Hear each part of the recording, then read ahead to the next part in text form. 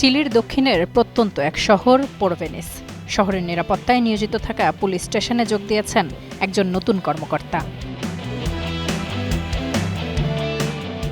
এই police officer কোনো অপরাধের চুলচেরা বিশ্লেষণ করতে পারদর্শী নন। ঝটপট তদন্ত করে দ্রুত অপরাধীকে শনাক্ত করা বা হাতকড়া পরিয়ে দিতেও সক্ষম নন। তবু পুলিশ বিভাগে তার গুরুত্ব যেন অপরিহার্য।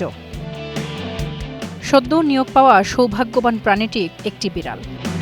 নারুটো নামের বিড়ালটির কাজ ভিকটিমকে মানসিক সহায়তা দেয়া। ছোট্ট এই অফিসার এখন পোরভেনির তৃতীয় পুলিশ স্টেশনের সবার প্রিয় মুখ। ছোট্ট বিড়ালটি ভেস্ট পরে ঘুরে বেড়ায় পুলিশ স্টেশনের ভেতরে, পালন করে এক গুরুদায়িত্ব, ভালোবাসা ছড়ানো। পুলিশ স্টেশনে নিয়োগের আগে রাস্তার ধারে পড়েছিল নারুটো। পুলিশ কর্মকর্তা ক্রিস্টিয়ান গারিদো তাকে উদ্ধার করে আশ্রয় দেন পুলিশ স্টেশনে।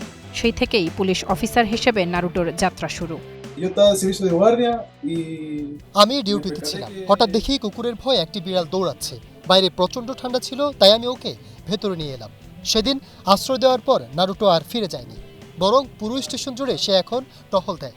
দরজা খুলে ঢুকে পড়ে আর সব অফিসারের মনও জয় করে নিয়েছে।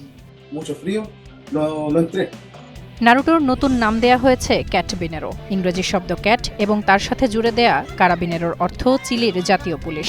বোঝাই যাচ্ছে নারুটো থেকে ক্যাটবিনেরো পরিচয়ে বদলে যাওয়া বিড়ালটি এখন আর সাধারণ নয়।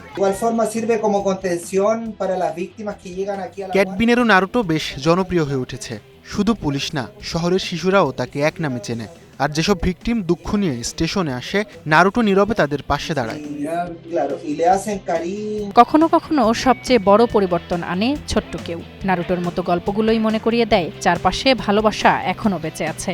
নারুটোর গল্প শুধু একটি বিড়ালের গল্প নয়, এটি এক মানবিক গল্প, যেখানে একটু সহানুভূতি, একটু ভালোবাসায় একটা হারিয়ে যাওয়া প্রাণী হয়ে উঠেছে পুরো একটি শহরের প্রিয় পুলিশ।